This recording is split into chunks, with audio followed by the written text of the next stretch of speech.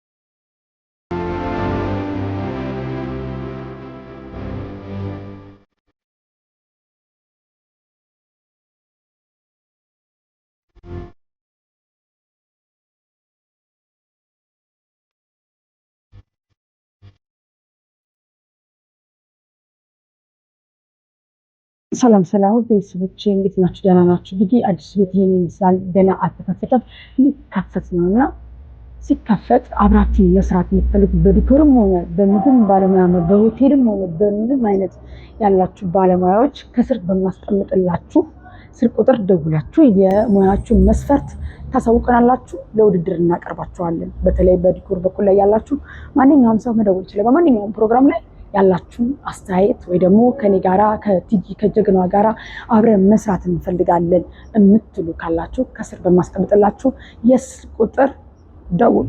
እናመሰግናለን።